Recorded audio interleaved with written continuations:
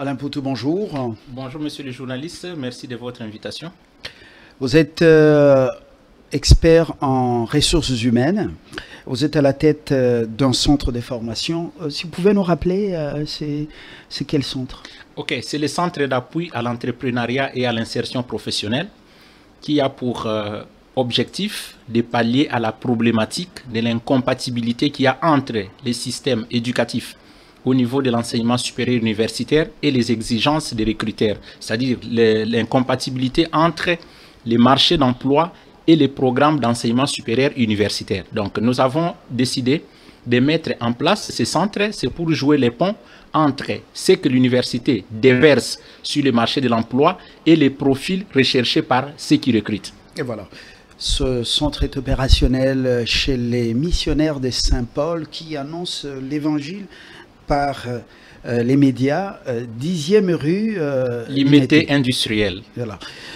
Et comme en politique nous devons être des hommes, nous assumer, anticiper, au lieu d'être des réactionnaires, eh bien, dans le monde de l'emploi et du travail, nous devons également anticiper. Dans la déconfiture que nous déplorons au pays, nous sommes pour beaucoup, nous avons une part de responsabilité parce que l'ennemi ne travaille que sur nos faiblesses. Imaginez-vous, Museveni, au palais d'Entebbe, palais présidentiel, il nous disait autrefois qu'il a des gens, des enseignants qui lui enseignent sur le Congo. Il connaît Abakwanga, c'est chez le Moulopoué. Il sait que à Katagokombe au Sankourou, c'est les Patrice Emery Lumumba. Il sait que dans tel ou tel coin, c'est tel. Alors, ils ont des enseignants qui leur donnent cours sur le Congo. Et nous, pendant ce temps, nous allons faire le droit. Les relations internationales, on va apprendre des théories de Taylor, voilà, d'Henri Fayol, de David Ricardo, des choses qui ne sont même pas adaptées à notre contexte. Qu'est-ce qu'ils ont écrit sur... voilà, nous apprenons également l'Europe occidentale, excusez-moi, et qu'est-ce qu'on va faire avec ici? La bouteille d'eau est tombée, nous sommes en direct, voilà. Et pendant ce temps-là, il y en a qui nous étudient pour savoir comment nous dominer, pour savoir comment nous créer des problèmes. L'intelligence artificielle. Mais avant d'en parler, il y a eu les états généraux de l'enseignement supérieur universitaire à Lubumbashi. C'est sous le premier mandat de Fachi, à Lubumbashi. Nous avions dit que c'était une réunion de bureau. Et qu'est-ce que ça produit avec le système LMD? 3 ans licence, mais des théories du début à la fin. Qu'est-ce que ça produit? Alors, si vous le permettez, parce qu'on parle ici de l'emploi, les nominations, les promotions font partie aussi de l'emploi. Oui. Alors, je voudrais, si vous me permettez, que je puisse féliciter les 2 juges de la Cour constitutionnelle et les procureurs généraux de la même Cour qui ont prêté serment récemment ici au Palais du Peuple. Voilà Mabanga. Non, non, c'est pas Mabanga, monsieur Lumbala. C'est une façon monsieur de... Lumbala, nous sommes le matin et Mabanga. Puis nous agrémentons les salons des gens. J'ai dit Mabanga dans le bon sens, quoi. Tout à fait, parce que les gens ont été promis, n'est-ce pas? Ils ont été élevés. Oui. Nous devons les féliciter parce que ça fait partie de l'emploi, ça fait partie de la promotion. Absolument. Okay? Oui. Alors, moi, je voudrais ici particulièrement d'abord adresser mes sincères félicitations à mon frère John Mayele, de nouveau procureur général près la Cour constitutionnelle. Comme le nom l'indique, Mayele, c'est un homme intelligent. Ça, je peux vous rassurer, M. Lumbala, le chef a fait un très bon choix. C'est le profil qu'il faut. C'est sur proposition du Conseil supérieur de la magistrature. Tout à fait, tout à fait. Donc, c'est vraiment une tête bien faite. Moi, je lui présente mes sincères félicitations. Là où il nous suit pour sa nomination, ainsi que les autres juges. Oui, Aristide Kaindo et Marthe Audio, qui vient du Conseil d'État. Aristide, lui, vient du monde universitaire. Et les deux font que la composition affiche complet. Effectivement. Avec à la tête leur leader. Que je salue d'ailleurs. Dieudonné Kamoleta Badibanga, le président de la Cour constitutionnelle. Un homme également intègre, président du Conseil supérieur de la magistrature. D'un caractère intéressant. Mais un homme à qui on colle des histoires Non, il ne faut pas suivre tout ça. Les journaleux et avec... Il faut pas suivre tout ça. Vous savez, c'est ce que vous venez de dire ici. Le problème aussi 70 milliards de francs congolais sortis par quelle porte, par quel circuit, pour qu'ils puissent les détourner. Mais je me dis, nous sommes dans quel pays? Ça, il ne faut pas suivre. Vous savez, moi, j'ai compris une chose ici. Ça, c'est aussi parmi nos faiblesses. Lorsque quelqu'un est bon dans ce qu'il fait, on doit toujours chercher comment lui coller des étiquettes. Tout simplement, c'est pour le déconcentrer dans ce qu'il fait. Ça, c'est important. Il ne faut pas que par moment, M. Lumbala, lorsque vous êtes dans une démarche, moi, je l'ai appris de mon éducation. Faites un effort d'être juste et correct dans ce que vous faites. Les restes là que les gens disent sur vous ne doivent pas vous intéresser. Dès lors que vous êtes juste et correct. Si chacun fait des déductions telles qu'il pense, c'est plus votre problème en fait. Qu'on ait dit, vous avez fait ceci, vous avez fait cela, ça ce sont, excusez-moi, ce sont des distractions en fait, c'est pour vous désorienter. Mais si vous ne répondez pas aussi, on va croire que c'est la parole d'évangile. Vous avez détourné 70 milliards de francs congolais des candidats magistrats qui ne sont même pas nommés et pas même budgétisés. Alors, si vous taisez, on va dire c'est la parole d'évangile. C'est comme l'autre bêtise bon, excusez-moi, voilà, Batilukwebo, son cousin est avec le M23. Ça, c'est congolais. Congolais. Ça, c'est congolais. C'est comme ça que je vous dis, ce sont on des monte distractions. toujours des plans contre des gens qui servent le pays pour... Et les journalistes sont derrière. Bon, moi, j'ai appris d'une personne qu'on ne répond pas à tout, en fait. Vous savez, on peut tout dire sur vous. Vous n'êtes pas obligé de répondre. C'est ça la force de la personnalité. Un chef ou une personne qui est élevée à un certain rang de la vie doit éviter ce qu'on appelle les faiblesses émotionnelles. On tire sur vous à bout portant, vous réagissez. On tire sur vous, même si cela est vrai ou faux. La personnalité, la force des caractères consiste aussi à ne pas réagir. Ça, c'est important. Très bien. Parce que beaucoup de commandos de destruction à travers les réseaux sociaux, c'est toujours derrière, il y a des gens qui sont les fauteurs, comment on appelle? Les nageurs à nos troubles. Nageurs à nos troubles. C'est moi, ça c'est selon moi. Mais l'expression est consacrée, je ne sais pas. Alors Alain, nous revenons à cette histoire de LMD. Licence, master, doctorat. Pendant 3 ans, eh bien, on devient licencié après 3 ans. Les enseignants sans thèse, c'est-à-dire les professionnels ne sont même pas venus. Vous parlez des expériences qu'ils vivent. À Longuinaye, moralité, contraste entre le monde du travail et le monde des formations académiques. On a formé les Longuinaye, c'est très bien, mais les débouchés, véritable calvaire. Monsieur Lumbala, vous êtes un journaliste professionnel avec une expérience professionnelle qui n'est plus à démontrer. Je prends ça pour un complément. Vous connaissez très bien le métier, le monde du journalisme. Vous êtes quelqu'un qui a vraiment un parcours extraordinaire. Mais moi, j'ai une question, excusez-moi à vous poser, vous êtes des journalistes, vous deux.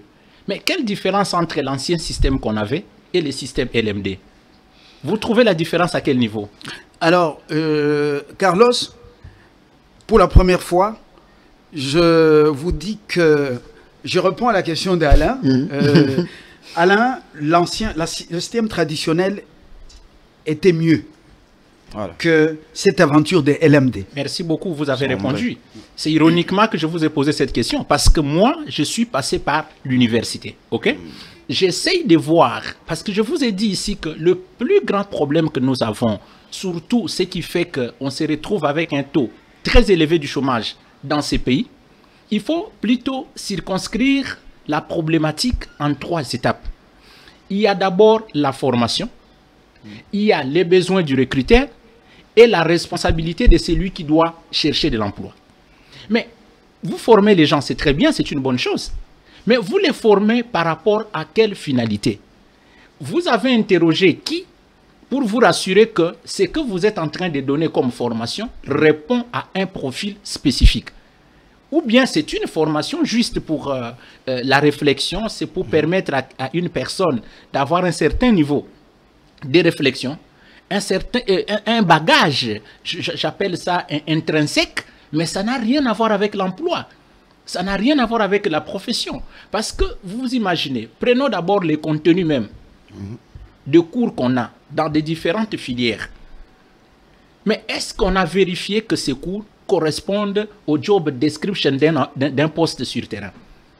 Comment pouvez-vous imaginer qu'une personne, de toute sa vie, en âme et conscience, n'a jamais exercé, par exemple, la fonction d'un comptable dans une entreprise? Mais c'est celui-là qui assure les cours de comptabilité à l'université. Vous formez qui?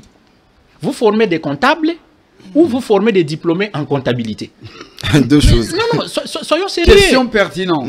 Soyons sérieux. Vous formez qui? Des diplômés en comptabilité ou vous formez des comptables?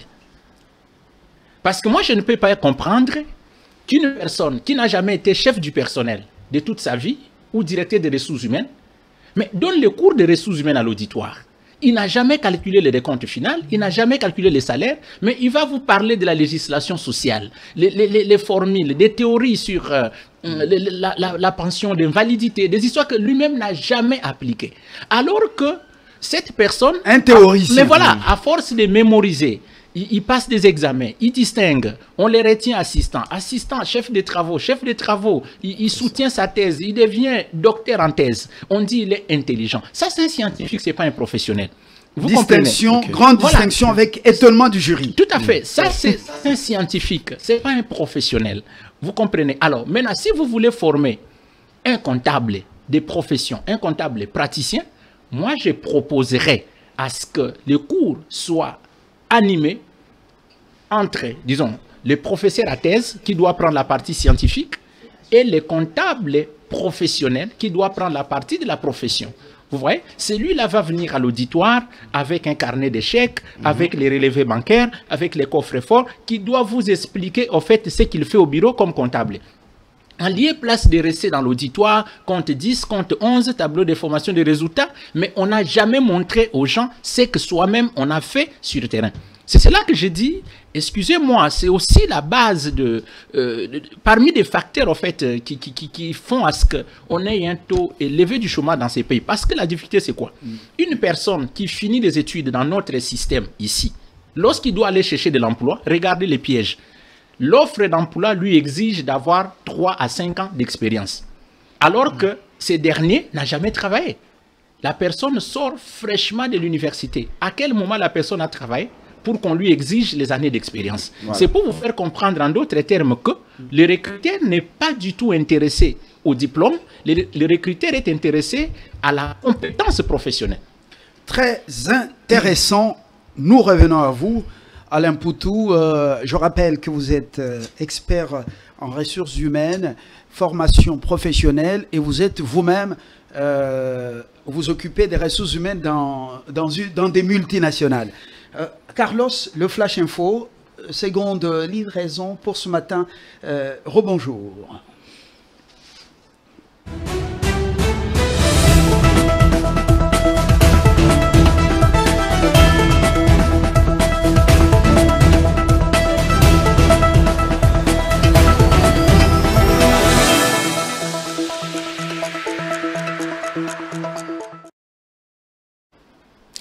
Bienvenue à ces Flash Info sur Congo 26 Télévision à la une. Le procès opposant la République démocratique du Congo au Rwanda s'est ouvert hier mercredi à Arusha, en Tanzanie, devant la Cour africaine de droits de l'homme et des peuples. Lors de cette première audience, le Rwanda a soulevé des exceptions d'incompétence demandant le rejet de la requête congolaise. Les avocats de la République démocratique du Congo ont contesté cette position que la Cour dispose d'une compétence territoriale élargie pour juger cette affaire. Les autorités congolaises ont interdit hier, mardi 11 février, les survols et atterrissages sur le territoire national de tous aéronefs immatriculés au Rwanda ou basés dans ces pays. Cette mesure justifiée par la guerre d'agression ayant causé 3000 morts en 4 jours à Goma s'inscrit dans une série de sanctions contre le Rwanda, incluant déjà l'interdiction d'Air Rwanda d'opérer en République démocratique du Congo. Et pour terminer, Illico Cash Ligue 1, les calendriers de la phase retour dévoilés. Le comité de gestion de la Ligue nationale de football a finalement publié mardi 11 février les calendriers de la phase retour du championnat national Illico Cash Ligue 1. Cette publication intervient 3 jours après la réunion tripartite composée de la Ligue nationale de football, de dirigeants de clubs de Ligue 1 et Ligue 2 et les comités de normalisation de la Fédération congolaise de football association. C'est la fin de ces Flash Info. Merci d'avoir suivi.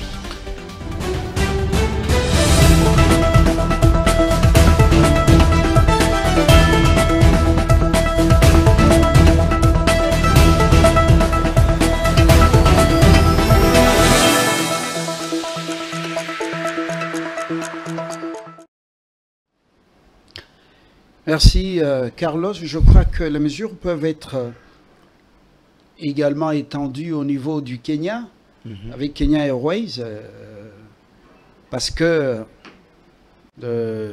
Ruto, c'est le soutien des Kagame. Voilà, c'est lui qui soutient l'ennemi. Si on boycottait de prendre ce vol, si on boycottait de prendre également Uganda Airways, je crois que nous devons être des hommes. Banami Bali. Hein? Ce n'est pas Mibali Angouya avec Boki. Non, Banami Bali. Hein? C'est pas Mibali qui Mbiolongo et tout ça, comment on appelle Nini. Les Ankoro. Boma Mama Ankoro. Non, Banami Bali. Donc le cerveau. Voilà. Le cerveau en fer pour défendre cette nation. Sinon, ce qui est Kei est Kei. Voilà. Et Kei, nous serons des apatrides. Voilà. Alors, on revient à vous. Disparité. Vous qui avez fait de belles études ou de bonnes études, comment on appelle ça? Contraste entre le monde, la formation académique et le monde professionnel. Inadéquation. Et pourtant, inadéquation. Vous avez touché le terme. Et pourtant, il y a une passerelle entre le monde académique et le monde professionnel. Comment expliquer cette inadéquation? Alors, il faut comprendre une chose, monsieur le journaliste. Depuis le pillage de 1900, je crois, 91, je crois bien, oui. 91, 93. Oui. Alors, le pays est en train de subir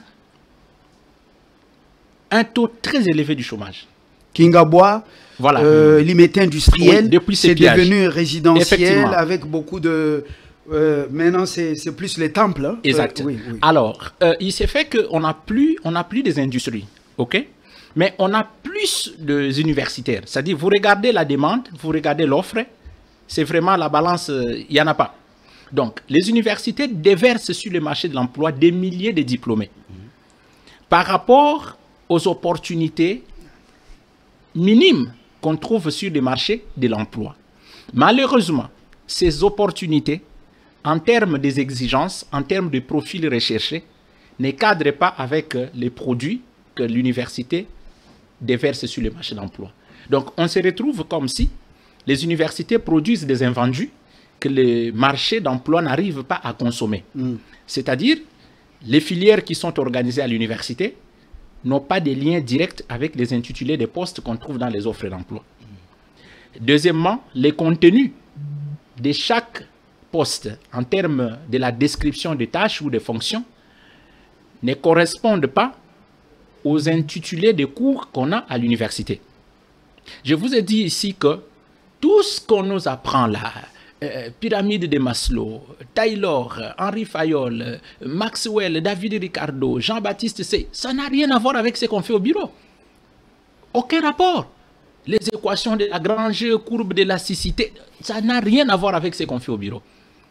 Voyez, ça, ce sont au fait des enseignements qui ont pour but ou objectif de forger votre valeur intrinsèque.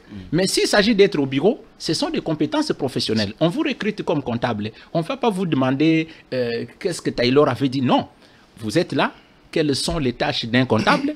quand une pièce justificative atterrit sur votre table en tant que comptable, qu'est-ce que vous devez faire? Il y a la vérification de la pièce justificative. Je vérifie quoi sur la pièce justificative? La facture ou autre document. Je vérifie quoi? Et après, quelle est l'étape qui suit? Mais malheureusement, à l'université, on n'enseigne pas par rapport à ce qu'on fait au bureau. Voyez? Alain, mais certains pays investissent dans la jeunesse en leur accordant des bourses, en leur octroyant des bourses pour aller faire les sciences, les domaines d'avenir ou qui sont maintenant d'actualité. L'intelligence, les nouvelles technologies, par exemple le génie logiciel, la domotique, et que sais-je encore. Mais nous, le système des bourses, ça n'existe plus. On n'investit plus dans le jeune, dans des grandes universités ailleurs ou ici. Et quand ils y vont, c'est quoi? C'est la philosophie. Les droits. Le droit. Relations internationales. Relations internationales.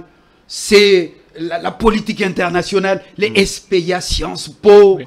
J'étais à Sorbonne. J'étais à Panthéon, si c'est quoi. J'étais à Limoges. Mais le pays tire profit de ça de quelle manière? Monsieur le journaliste, j'étais dans une des universités de la place ici, à rendre visite à quelqu'un. Alors, il y avait un groupe de gens qui étaient devant moi. Alors, on appelait un honorable. Bon, moi, je pensais qu'il y avait un parlementaire ou un député qui est en train d'étudier à l'université là. Oui. Non, c'est parce que la personne, c'est un étudiant en deuxième graduat en sciences politiques et administratives. Déjà, en G2, on l'appelle déjà honorable. Celui qui est en relations internationales, on l'appelle diplomate. Mais un étudiant en première année graduat, on l'appelle déjà diplomate. Donc, alors, ces derniers, lorsqu'il finit ses études, déjà dans sa tête, il se met déjà dans la peau d'un diplomate, dans la peau d'un honorable, d'un administrateur des territoires. Donc, ce qui fait que quand il finit les études, pour lui, dans sa tête, l'emploi, je dois en trouver, soit au Parlement, ou soit dans des missions diplomatiques. Les autres opportunités du marché d'emploi qui se présentent, pour lui, il vous dira que ce n'est pas mon domaine. Vous comprenez? Alors que ce qu'il a fait... Ce qui fait couler encore beaucoup d'encre et de salive, c'est 250 juristes qui ont réussi au test. Voilà. Alors, pour eux, d'office, il y en a même qui ont abandonné leur village pour s'installer à Kinshasa. Je suis déjà magistrat. C'est d'où la nécessité, monsieur le journaliste, pour vous de sensibiliser. Parce que quelqu'un qui étudie en première année graduée, on l'appelle déjà maître parce qu'il est étudiant en G1 aux facultés des droits. On l'appelle maître, on l'appelle... Mais attention, dans nos quartiers, quand on dit maître, soit c'est mécanicien, soit réparateur de ceci, maître, soit c'est lui qui transporte les bibendés, maître. Faites attention avec le mot maître. Hein. Vous comprendrez que une personne comme celle-ci, dans sa tête, en tout cas, tout est carré. Je suis licencié en droit, je dois être magistrat. Si je ne suis pas magistrat, je dois être avocat conseil. Si je ne suis pas avocat conseil, je dois être conseiller juridique. Alors, si ça ne sourit pas, je vais au barreau, je prête serment, je deviens indépendant. Vous voyez? Alors, même si les opportunités de marché d'emploi sont ailleurs, une personne comme celle-ci ne veut pas saisir les autres opportunités qui se présentent. C'est comme cela qu'on a dit. Vous parlez de l'intelligence artificielle. Qui est que aussi... faire parce qu'elle est en train de nous ratiboiser beaucoup d'emplois. Monsieur le journaliste, parmi les causes du chômage, il y a l'évolution technologique. À l'époque, je crois que vous vous rappelez très bien, on vous recrute, on n'avait pas besoin de vous joindre. En fait, vous êtes recruté là comme administratif ou financier. Mais vous avez un secrétaire à côté, c'est-à-dire des commis dactylographes, non? Oui, voilà. Oui. Mais avec l'évolution technologique, la maîtrise de l'outil informatique devient une des exigences du recrutement. Donc, quand on vous recrute, vous devez vous-même être votre propre secrétaire. C'est-à-dire le travail qu'on faisait avant, de manière manuscrite ou manuelle, on transmettait au secrétaire pour la saisie ou la dactylographie. Mais aujourd'hui, vous-même, vous devez faire ce même travail à l'ordinateur. Donc, vous comprendrez qu'il y a déjà un poste qui est supprimé. Vous comprenez? Il y a déjà un poste qui est supprimé. Et cette intelligence artificielle fait des choses, peut en fait combiner 3 ou 4 postes même au sein d'une entreprise ou d'un système, alors qu'on devait recruter 5 personnes, mais avec l'intelligence artificielle, ça supprime certaines fonctions. Le travail, le métier des caméramens et camérawomen, il est menacé. menacé. Avec les robots, les caméras robots, aujourd'hui là, on les installe, c'est fini, on n'a pas la présence, on n'a pas besoin de la présence des caméramens. Même Maria, le travail de réalisateur, bientôt, bon, vous allez être au chômage. Parce que, à un moment donné, vous pouvez tout programmer à partir de votre téléphone. Exact. Alors, que faire, Alain?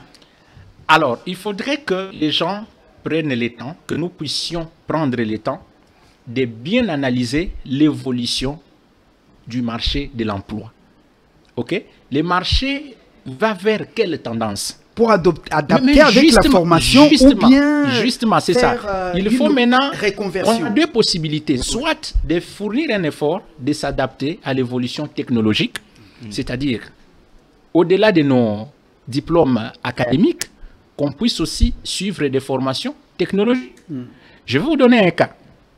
Prenons ceux qui ont fait des études en marketing. Vous êtes licencié en sciences commerciales, option marketing ou option publicité. À l'époque, ça passait encore. Mais aujourd'hui, avec le marketing digital, les gens commencent à booster des pages, booster leurs produits, faire la publicité en ligne. Sans l'intervention des hommes. Exact. Ils commencent à tout faire avec leur téléphone de vente en ligne. Du coup, les mannequins, voilà, ils ne louent plus de maisons commerciales où il faut installer une boutique physique. Vous payez des taxes, vous payez les loyers. Maintenant, tout s'est fait en ligne. Vous comprenez? Et du coup, quelqu'un qui est resté marketeur va se retrouver, en fait, déboussolé. Vous comprenez? C'est important. C'est pourquoi il est vraiment du devoir de tout celui qui a un diplôme de graduat, diplôme d'état, diplôme de licence, de faire un effort de s'adapter à l'évolution technologique. Alors, si vous n'avez pas la possibilité de vous adapter à l'évolution technologique, alors il faut déjà penser à la reconversion professionnelle. Voilà. Vous avez fait le droit, ça n'a pas marché au barreau, les clients, il n'y en a pas, ou bien le vieux caïman vous enterre. Qu'est-ce que vous devez faire? Observer le marché. Mais c'est d'abord, M. Numbala, pourquoi aller faire ces filières-là? Qu'est-ce qui est à la base au fait des choix qu'on opère pour choisir une filière, pas une autre? J'ai rencontré quelqu'un pendant que je venais ici, qui m'a reconnu, il m'a dit, mais je vous ai suivi une fois sur un plateau de télévision. Voilà, vous parliez de l'emploi, c'était très bien là. Alors, il m'a dit qu'il est licencié en littérature africaine. Et il a fini ses études il y a de cela 12 ans. Il n'a pas d'emploi. Je lui ai dit, mais c'est tout à fait normal. Il m'a dit, mais comment vous dites ça? J'ai dit, non. Ça, c'est ce qu'on appelle... Langue et littérature africaine. J'ai dit, c'est ce qu'on appelle autodestruction. C'est-à-dire, vous faites des choix de filières qui n'ont rien à voir avec les besoins du marché de l'emploi. Donc, du coup, vous devez aller à l'enseignement. Si vous n'allez pas à l'enseignement, c'est-à-dire vous êtes victime de votre propre choix. Donc, c'est pour cela qu'il faut faire très attention. Vous voyez, par exemple, vous... avec votre l'art oratoire, franchement, alors vous pouvez dire non, ok, je finis aux humanités littéraires, je n'aime pas des calculs, qu'est-ce que je dois faire? Je dois aller faire les droits. Pourquoi? Vous êtes nostalgique avec votre cours de Realia, l'histoire romaine, vous regardez comment les cours et tribunaux sont organisés à l'époque des... voilà, vous vous souvenez des Catilinaires, des Cicéron. Donc, vous dites, bon, si je vais aux facultés des droits, puisque beaucoup de jargon, beaucoup d'expressions juridiques ont tiré leur origine en latin, j'ai la facilité de terminer... Voilà, tout à fait, j'ai la possibilité de terminer facilement mes études. Non, il ne faut pas aller choisir une filière parce que ça vous donne l'opportunité de finir sans trop de difficultés. Non, faites le choix d'une filière selon l'employabilité de cette filière-là par rapport au marché. Alors, apprendre en ligne, c'est la dernière préoccupation. Tout le monde n'a pas les moyens. Par moment, ça demande beaucoup d'argent. Rentrer à l'université, les filières sont traditionnelles. Par moment, dans des auditoriums pas très beaux à voir. Vous connaissez ce qu'il y a. Et que faire Vous avez une alternative, c'est le centre de formation. Quels sont les enseignements que vous donnez? Alors, monsieur le journaliste, il faudrait faire comprendre à tous les téléspectateurs que la formation professionnelle, en fait, la Constitution parle de la gratuité de l'enseignement, mais pas la gratuité de la formation professionnelle. La formation professionnelle a un coût. Il faut investir, c'est-à-dire les mêmes budgets que nos parents élaborent pour les fêtes de collation des grades académiques. Moi, je décourage les parents à ce système. En fait, prenez cet argent, donnez à votre enfant pour que l'enfant aille suivre des formations professionnelles supplémentaires avant de commencer la recherche d'emploi. En lieu et place de lui acheter un costume, une paire de chaussures, organiser une réception en famille parce que l'enfant vient de défendre ou l'enfant vient d'être collé, ça, ce sont des dépenses émotionnelles. Ça ne va rien apporter. Prenez cet argent, investissez dans des formations professionnelles. Et il ne faut pas suivre n'importe quelle formation. Parce que j'ai fini en droit, il faut une formation en droit de l'homme. J'ai fini en comptabilité, il faut une formation en comptabilité au OHADA. Non. Choisissez des formations qui cadrent avec les intitulés des postes que vous trouvez souvent dans des offres. D'où la première démarche à faire, c'est la démarche de la loi des 555. Il est question d'identifier 5 titres de postes qui reviennent souvent dans des offres d'emploi qui sont publiées. Et vous devez vous rassurer que pour chaque poste, vous avez au moins 5 offres publiées par 5 différentes organisations. Prenez le temps de les examiner. Vous prenez par exemple les postes de logisticien. Vous devez prendre le temps d'analyser au moins 5 offres du même poste pour comprendre quand on parle d'un logisticien, il fait quoi exactement et quel est le profil recherché ou quelles sont les exigences pour les postes de logisticien. Après, vous comparez ça avec votre formation académique ou votre parcours universitaire pour trouver les points forts et les points faibles de chaque poste par rapport à votre profil. C'est après que vous devez chercher maintenant comment compenser les points faibles. C'est-à-dire des choses qui peuvent faire à ce que si vous postulez, que vous ne soyez pas retenu. Comment les couvrir? C'est-à-dire qu'il faut aller acquérir des compétences professionnelles qui vont vous permettre d'être en adéquation avec les profils recherchés. Alors, s'agissant de votre question, qu'est-ce que le centre d'appui à l'entrepreneuriat et à l'insertion professionnelle que nous dirigeons prévoit? Qu'est-ce que nous avons fait en bref, M. Lumbala? Nous sommes allés d'abord analyser quels sont les postes qui reviennent souvent dans les offres d'emploi. Nous avons maintenant élaboré des modules de formation sur mesure, à vocation non académique, mais des compétences professionnelles. Donc, on a taillé ces modules-là en fonction, pas de ce que vous avez fait à l'université, mais en fonction de ce que vous devez faire sur terrain. Et dans le choix des formateurs, qu'est-ce que nous avons fait? Si on doit former un journaliste, tout le monde n'est pas censé aller à l'université faire 5 ans pour devenir journaliste. Nous faisons recours aux professionnels sur terrain comme vous. Vous venez à l'auditoire, vous devez former les gens sur comment, par exemple, présenter un journal. Ici, il n'y a pas question l'histoire de la communication, la définition du micro. Non, on n'en a pas besoin. Vous devez former quelqu'un sur ce qu'il doit faire. Si on doit former les logisticiens, on va dans une organisation internationale ou dans une entreprise, on fait recours à un responsable de la logistique ou un chargé du charroi automobile. Lui, il vient à l'auditoire, il vous dit ce que lui-même fait au bureau. L'idée, c'est quoi? C'est de mettre sur le marché de l'emploi un profil qui correspond aux besoins du recruteur, c'est-à-dire un profil prêt à être employé. Et la formation est sanctionnée par un certificat de formation qu'on appelle certificat de compétences professionnelles. Et ces formations-là, on les donne que le soir. Pourquoi? Nous ne sommes pas contre l'université. Nous encourageons les gens d'aller, mais on leur dit faites très attention sur le choix de la filière. Donc c'est comme cela que les formateurs aussi sont des gens qui travaillent dans des entreprises, dans des organisations internationales, ils finissent le boulot à 17h et les formations chez nous, c'est de 17h30 à 19h30 pour permettre à tout le monde, celui qui est étudiant d'aller à l'université, celui qui doit venir former, qui est d'abord un employé, de terminer son boulot et de venir le soir faire la postola. Voilà un peu la stratégie. En termes de modules, on a la formation de logisticiens, on a la formation des gestionnaires du charroi automobile, il y a la formation des spécialistes en monitoring, suivi et évaluation, il y a la formation des gestionnaires des projets, on a la formation des assistants administratifs et ressources humaines, il y a la formation des caissiers, la formation des comptables et des ONG internationales, parce que la comptabilité des ONG diffère de la comptabilité des entreprises. On a la formation des auditeurs internes, il y a la formation en communication politique et électorale.